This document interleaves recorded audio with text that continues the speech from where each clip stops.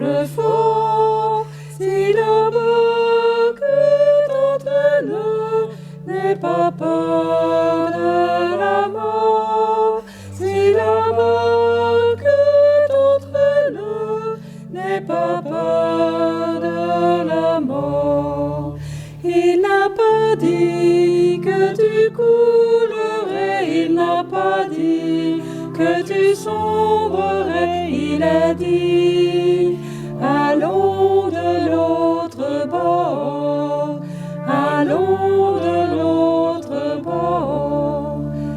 Si ton cœur est en peine, si ton corps est souffrant, crois en Jésus, il t'aime, il te donne sa paix. Crois en Jésus, il t'aime, il te donne sa paix. Laudato si, o mi Signore, laudato si, o mi Signore, laudato si, o mi Signore, laudato si, o mi Signore. Loué sois-tu pour le jour et la nuit, loué sois-tu pour le soleil qui luit, loué sois-tu pour le ciel étoilé, loué. Tu me racontais que tu avais vécu l'université d'été Laudato Si au mois d'août. Est-ce que tu pourrais nous redire un peu ce que tu as vécu comme temps fort? Un groupe de délégués diocésains à la mission universelle qui est un service de la conférence des évêques de France, réunis à l'université d'été pour reprendre ensemble l'enseignement contenu dans l'encyclique Laudato Si, et avec comme focalisation sur la question de consommer autrement vers une conversion écologique. Alors quand on parle de conversion, ça veut dire qu'on a en tout cas oublié ce que nous étions au cœur même de cette création en tant que créature, et qu'il serait temps que nous retrouvions les bonnes marques, les bons repères. Comment notre manière de vivre nous établit dans des relations assez solides, relations avec Dieu, relations avec les autres et relations avec la création au sein de la maison commune. En gros, c'est au cœur de cette université d'été, il y avait ça, la question de la relation avec Dieu, entre nous et avec la création au sein de la maison commune qui est notre terre, notre planète.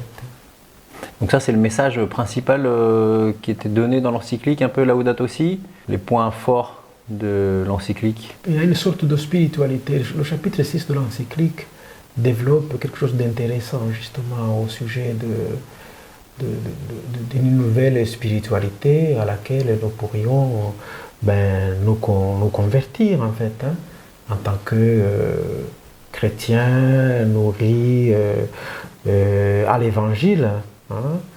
Nous faisons partie des hommes de bonne volonté, et faisant partie des hommes de bonne volonté habitant la même planète que les autres, nous n'avons pas en tant que chrétiens ou catholiques de leçons à donner aux autres, mais l'encyclique invite à former les consciences en interne en vue de favoriser justement cette conversion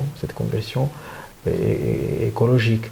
Alors, on reprend les grands principes par lesquels le pape interpelle dans l'encyclique en disant que tout est lié. C'est cette question de conversion, ou même cette question de formation de conscience à laquelle on peut être sensible quand on est chrétien. Elle est liée aussi à des questions de pauvreté. Elle est liée aussi à des questions d'urgence planétaire. Des questions d'environnement, de dégradation des conditions de vie. Elle est liée aussi à des questions de migration, à des questions de déplacement des populations, et en vue toutes ces questions, de voir si on doit être aussi catastrophiste ou alors embrasser une certaine espérance, parce que en tant que chrétien, si le pape nous en parle, c'est qu'il espère que un changement est possible. Pendant longtemps, on s'est focalisé sur les questions d'exploitation des ressources, comme si c'était quelque chose d'infini, quoi. Et là, on se rend compte que d'où qu'on parte, on voit qu'il y a des limites qui sont posées, parfois volontairement, ou alors par quelque chose qui nous survient comme une catastrophe naturelle. Et donc, il faut s'arrêter et réfléchir sur cette interdépendance. Tout est lié, et en même temps, peut-être savoir rendre grâce pour ce qui nous est donné, parce que cette création, cette fois-ci avec un petit C, la nature, l'environnement cela nous est donné pour que nous puissions le partager et non pas que les uns accumulent presque en prédateur ce qui nous est donné et stocké, alors que les autres ont besoin d'un minimum pour survivre. Et tu parlais de sobriété dans le mois de la création, là on a vu le reportage demain, et il y a Pierre Rabhi là, qui avait beaucoup écrit aussi sur la sobriété heureuse. Ouais. Et le mot donc heureuse, là, comment en tant que chrétien ou catholique on pourrait atteindre ce sentiment? Plutôt une attitude en fait. La recherche d'une manière d'habiter ensemble la maison commune doit nous conduire à une sorte de réconciliation, parce que quelque part nous sommes comportés non pas en bon économe vis-à-vis des ressources que nous avons, mais justement chacun a voulu tirer de son côté, Et donc il faut reconnaître ce fait peut-être sans repentir, mais envisager l'avenir avec joie, avec paix, avec solidarité. Et moi je dirais que c'est ce bonheur-là qui est entrevu et à entrevoir. Il y a une sorte d'appel à l'engagement et à accepter cette interdépendance entre nous, quoi. Voilà. Qui n'est pas de la dépendance alors? Ah ben oui, parce que pendant longtemps, on a pensé qu'on dépendait, et on dépend toujours de certaines ressources. Mais nous sommes tous à dépendre de certaines ressources. Mais si nous dépendons tous de certaines ressources, nous pourrions aussi apprendre à les partager ou alors à les protéger. Parce que si on les protège, si on ne les protège pas, eh bien, il y en a qui vont manquer de ressources nécessaires parce que certains les accaparent. Alors, ce réflexe, disons, d'accumuler, c'est pas ça qui donne le bonheur. Hein? Gardez-vous de toute appât du gain, dit l'Évangile, je pense, en Saint-Luc. Pierre Rabhi, il parle de la sobriété heureuse. C'est en fait presque une philosophie. Mais nous, on parle de cette sobriété aussi, dans le sens, je dirais, évangélique, parce que ça nous conduit justement à des relations, à quelque chose qui nous dit que nous sommes liés les uns aux autres, nous sommes confiés les uns aux autres, et nous ne devons pas être complètement focalisés sur les biens matériels uniquement. Nous devons aussi reconnaître que ces biens, et même qui nous viennent de la création, nous sont confiés et nous sont confiés ensemble. Qu'est-ce que pourrait apporter de plus notre démarche qui permettrait de passer de l'espoir à l'espérance écologique face à l'urgence? En nous comportant en frères, par la fraternité, et nous pouvons passer de l'espoir qui serait comme une échéance à court terme à une espérance qui nous inscrit dans de vraies relations, des relations de fraternité, des relations de solidarité, des relations même de responsabilité, de ce qui nous est confié, de ce qui nous est donné à vivre aujourd'hui. On a vécu un mois de la création où à chaque sortie de messe, même les papiers sont disponibles, les jeunes il présentait des défis. Des défis. Alors, les défis, c'est tout simplement d'aller trier ses déchets ou alors d'installer chez soi un composteur.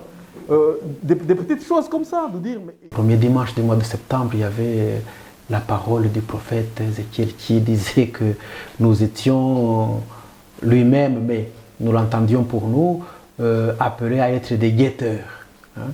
Être des guetteurs, ça veut dire, ben voilà, hein, je t'envoie en avant-garde pour que tu puisses regarder ce qui pourrait faire du bien, ce qui pourrait humaniser, ce qui pourrait... Alors ça rentrait bien dans la conversion écologique, dans ce que nous voulions vivre ensemble, quoi.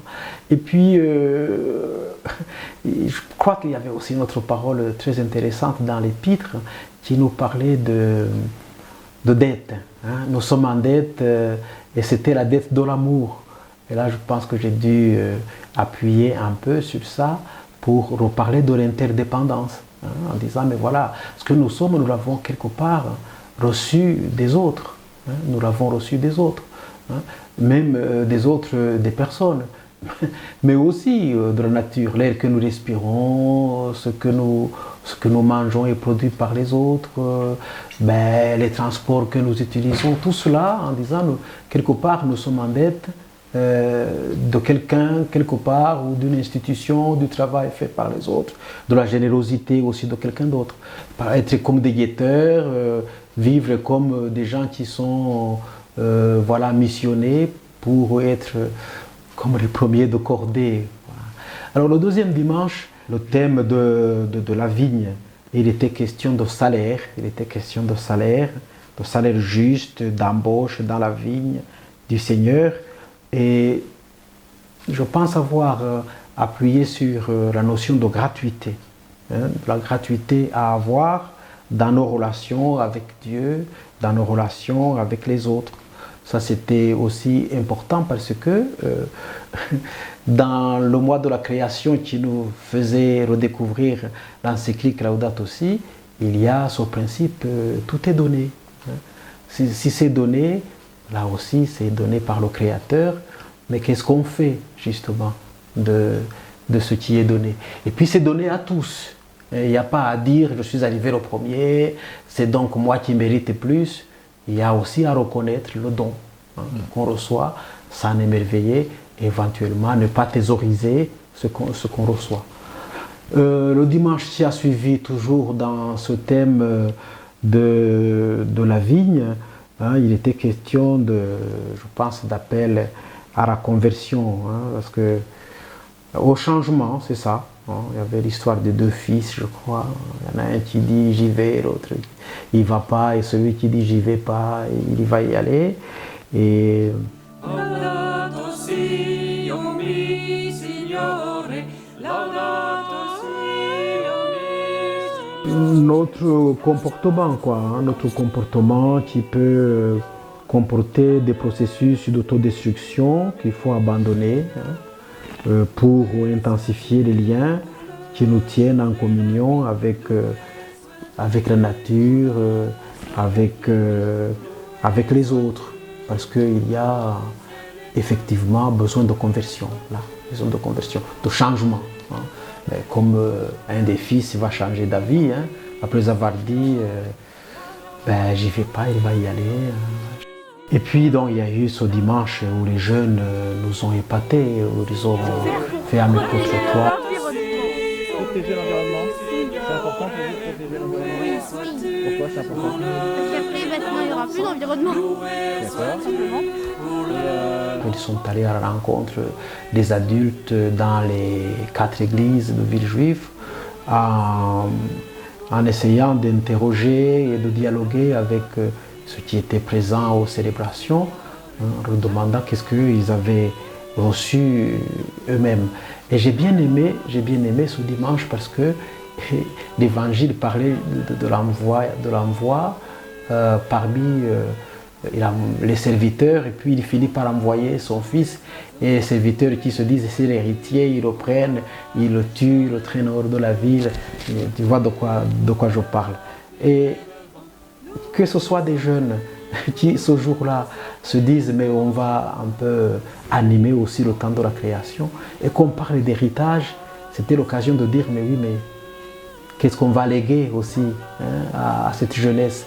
Qu'est-ce que on peut partager d'ores et déjà avec cette jeunesse en termes de bonnes pratiques, de comportement, pour qu'il n'y ait pas que la sauvegarde, la protection, mais qu'il y ait aussi un engagement en faveur des plus fragiles, de ceux qui sont isolés.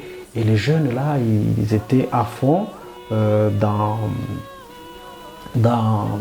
l'engagement, quoi, dans le sens de ce que dit le pape, que ce qui fait crier la terre, c'est ce qui fait crier aussi les pauvres. Et là, nous avions des héritiers qui demandaient de prolonger ce qui était fait par les adultes. Et enfin, donc, ça a été une explosion de joie le 4 octobre. La Saint-François d'Assise, la manière d'animer déjà l'Eucharistie, puisque le fait de l'inscrire aussi, d'inscrire cette célébration du mois de la création dans la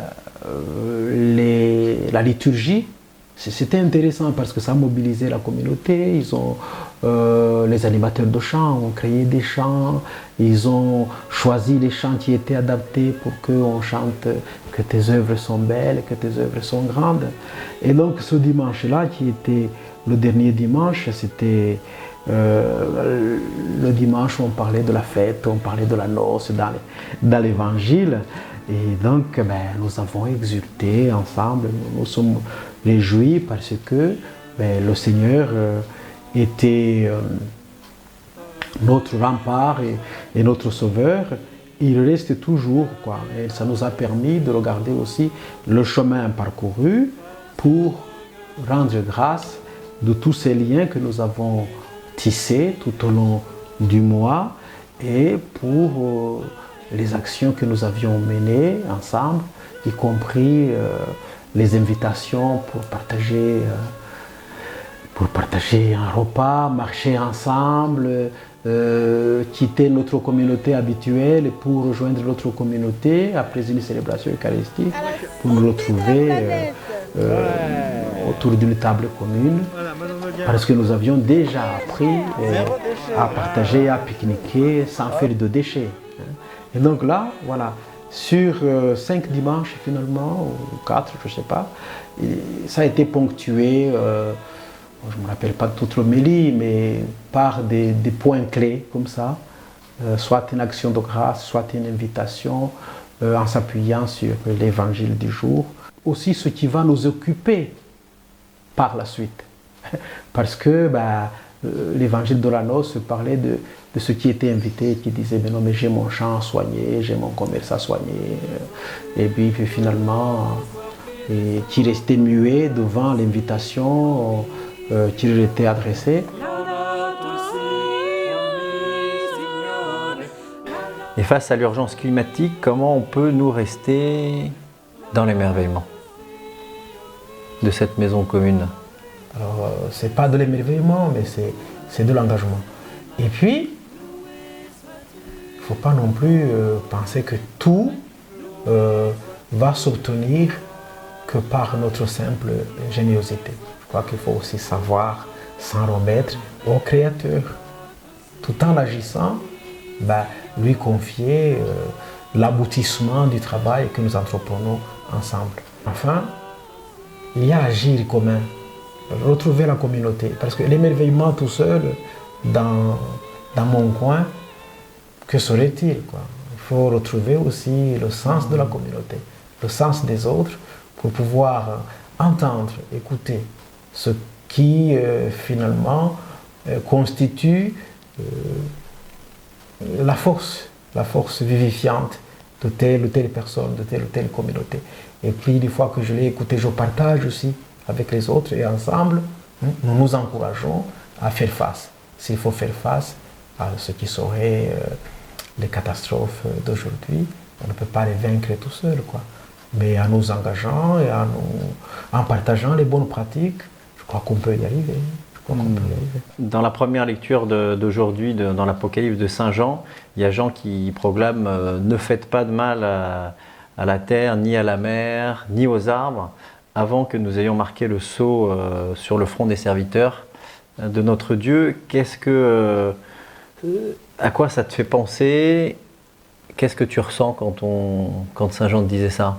Lors de l'université d'été, nous avions parlé de la conversion écologique, et puis disait, attends, mais pour se convertir, il faut qu'on se soit égaré peut-être quelque part. C'est quoi peut-être notre égarement? Notre égarement, c'est que l'ensemble des hommes aujourd'hui, en tout cas ceux qui usent des ressources de cette terre, de notre maison commune, nous avons offensé la création par nos actions ou alors nos abstentions d'agir. Je pense que c'est le pape qui dit ça aussi, dans Laudato Si. Et donc, quand j'entends cette lecture, je me dis effectivement, nous sommes aussi liés à cette nature-là. Il faut revenir de cette manière de penser que tout cela est mis à notre disposition pour qu'on en use puis qu'on en abuse et que cela n'a pas du tout de conséquences. Il faut que nous nous mettions sur un chemin qui est un chemin de changement de vie en profondeur, ensemble, mais ce changement de vie ne se fait pas en l'air. Il se fait les pieds sur terre en fait. Au sein même de cette création. Donc je dirais que ce que ça m'inspire, c'est que il faut une conversion parce que nous sommes allés trop loin et qu'il faut retrouver les éléments qui nous constituent nous-mêmes et qu'il faut protéger la nature, la création et que ce il faut nous vient même de Dieu puisque c'est la parole de Dieu que tu me demandes de commenter. C'est inscrit dans les racines même de notre croire que nous devons nous considérer comme un élément de la création, que nous avons certes cette image de Dieu, nous sommes porteurs de l'image de Dieu qui est en nous, mais que nous ne sommes pas le centre du monde. Il y a une sorte d'anthropocentrisme, je dirais coupable, qui a fait que nous avons pensé que nous pouvions tout exploiter sans limite. Et la difficulté aujourd'hui, c'est que nous sommes confrontés à cette limite-là. Nous devons faire l'effort de penser aussi la limite, la finitude, et que c'est compliqué, parce que nous nous sommes habitués à consommer sans limite, à exploiter sans limite, à tout expérimenter sans limite. Et donc, finalement, servir la vie serait le bon mode de vie aujourd'hui. Accepter de servir la vie. Alors, dans la vie, il y a les êtres humains, il y a les êtres de la nature, il y a tout cela fait partie de cette vie qui est interdépendante, dont les êtres sont interdépendants. Il y a une réciprocité permanente finalement. Une réciprocité permanente. Avec les arbres, les animaux, la mer. Est-ce que ça, on a assez protégé? Est-ce que dans les messages de l'Église, dès la petite enfance, à l'éveil à la foi, on leur a dit que on pouvait rencontrer Jésus, Dieu, à travers une rencontre comme ça, dans la nature? En tout cas, c'est fait? On ne l'a pas, je ne pense pas qu'on l'ait fait suffisamment. Mais j'ai l'impression que c'est en train de venir, qu'il y a comme un éveil. Il y a comme un éveil à comprendre que dès l'enfance, il faut en fait entraîner les enfants, il faut vivre des choses avec les enfants pour qu'ils grandissent en faisant attention à la manière de vivre en interaction avec l'environnement, la manière d'utiliser, même de consommer. J'ai bien aimé, moi, durant le mois de la création, les petits défis que nous avions chaque semaine, où on apprenait aux enfants à, voilà, le crayon que je vais utiliser, il vient de quelque part, et de remonter jusque à l'arbre justement qu'on a coupé. Et si on en coupe trop en Amazonie ou dans les forêts vierges en Afrique et qu'on les gaspille, oui, mais le petit crayon, il vient de là et tout ça. Donc les enfants, ils comprennent. Alors, durant quelques années et les années précédentes, peut-être que la catéchèse a été trop théorique. Aujourd'hui, elle est de plus en plus pratique. Et je dirais comment on fait les travaux pratiques en fait. Elle est en lien avec la question en tout cas de la protection de la nature, la question des liens, parce que la question de la relation elle est très importante. La relation avec Dieu quand tu fais de la catéchèse, c'est important que les enfants arrivent même à prier et donc savoir garder le silence, écouter ce que le Seigneur leur dit.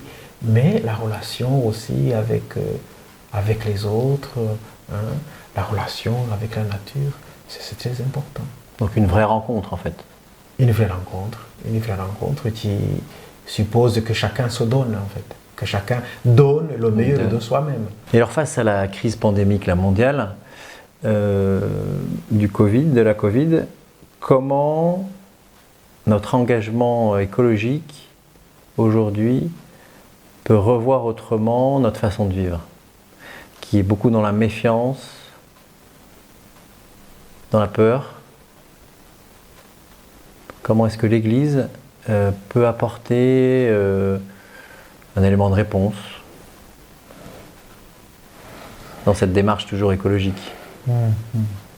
Je crois que l'Église, je crois profondément à l'Église, c'est d'abord la communauté rassemblée par Jésus-Christ. Et cette communauté, ce Christ-là qui rassemble cette communauté, c'est un maître qui est mort sur la croix. Le fait même que nous sommes la communauté ou les disciples d'un maître qui est mort pendu sur la croix, bien sûr qui a vaincu la mort, nous met directement en connexion avec la question de la fragilité. Donc, ce que la crise du Covid-19 a montré, c'est cette fragilité partagée par tous. Donc, en n'ayant pas peur de cette fragilité nous-mêmes, mais en essayant de l'habiter par ce que Jésus lui-même nous apprend. Il est mort sur la croix, mais en pardonnant. J'y vais peut-être trop fort en commençant par ça, mais il faut que cette fragilité soit habitée par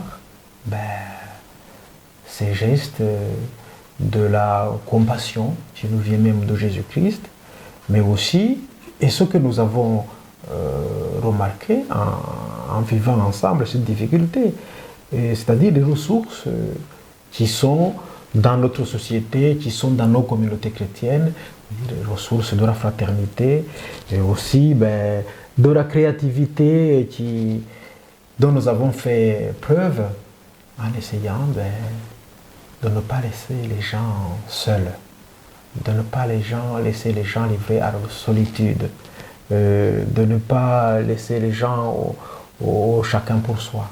Donc là, je pense que l'Église elle a sa place et on ne peut pas céder à la peur, dire ça y est, on panique tous. Bon, on a confiance que ceux qui cherchent vont trouver une médecine qui va nous permettre de nous en sortir, mais entre-temps, vivons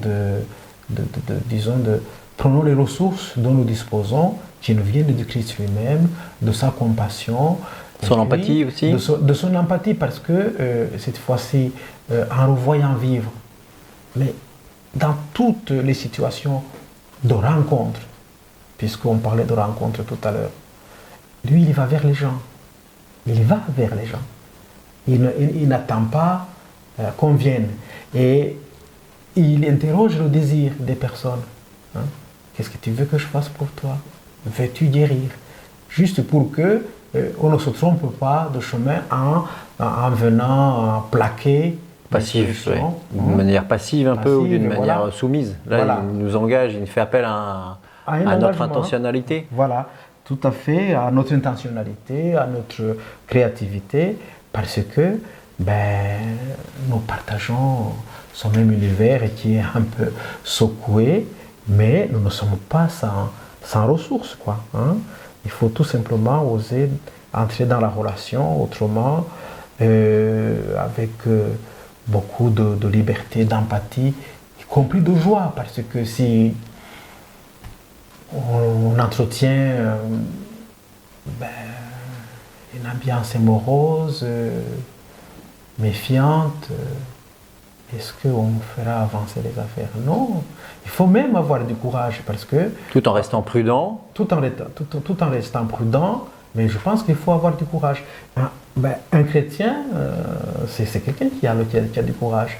Pourquoi? Parce que aussi, il reçoit, il est renouvelé dans la force de l'Esprit Saint. Mais comme tu viens de le dire, hein, il faut aussi être prudent. Il faut être prudent et il faut marcher avec les autres. Hein. Il faut marcher avec les autres.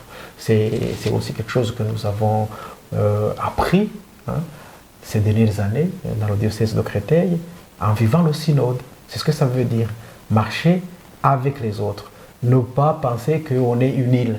Non, on est avec les autres, mais on a des ressources vraiment. Alors cette pandémie nous apprend que nous sommes fragiles avec les autres, mais que dans cette fragilité, nous avons des ressources à la fois qui sont des ressources partagées par tous les hommes en termes de fraternité, en termes de créativité, en termes d'implication pour vaincre la solitude, mais aussi des ressources chrétiennes de dépassement de soi, hein, pour offrir à l'autre le meilleur de soi, et qui est l'amour, qui est la compassion.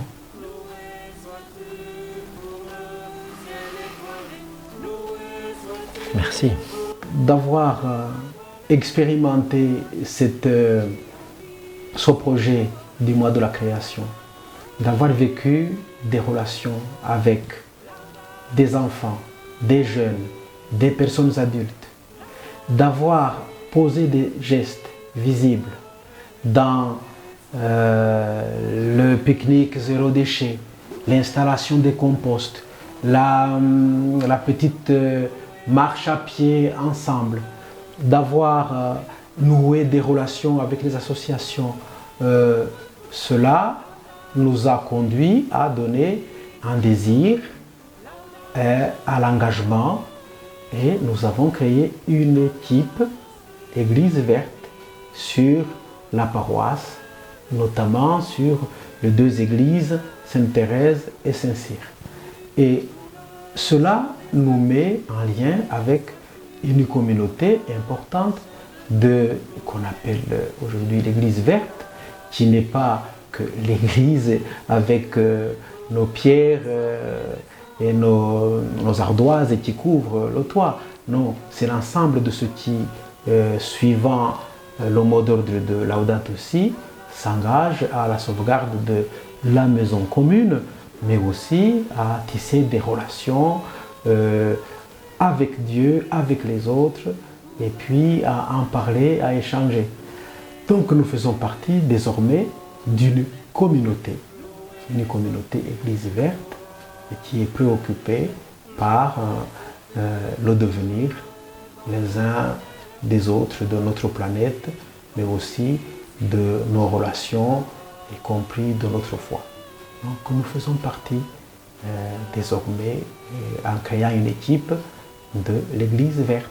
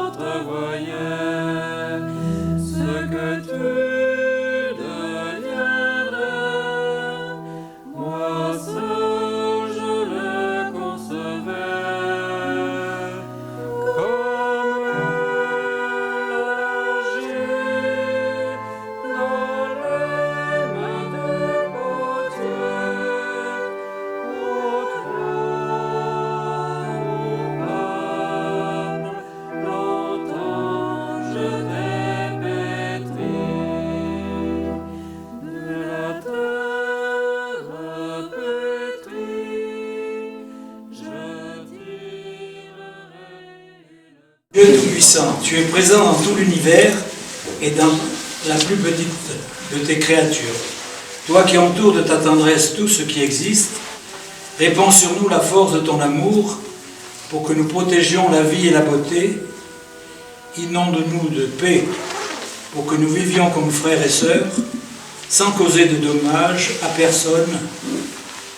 Ô Dieu des pauvres, aide-nous à secourir les abandonnés et les oubliés de cette terre qui valent tant à tes yeux. Guéris nos vies, pour que nous soyons des protecteurs du monde et non des prédateurs, pour que nous semions la beauté et non la pollution et la destruction. Touche les cœurs de ceux qui cherchent seulement des profits aux dépens de la terre et des pauvres.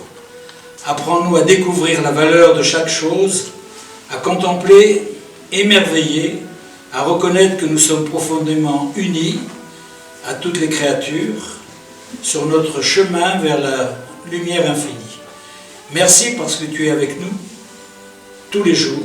Soutiens-nous, nous t'en prions, dans notre lutte pour la justice, l'amour et la paix. Amen.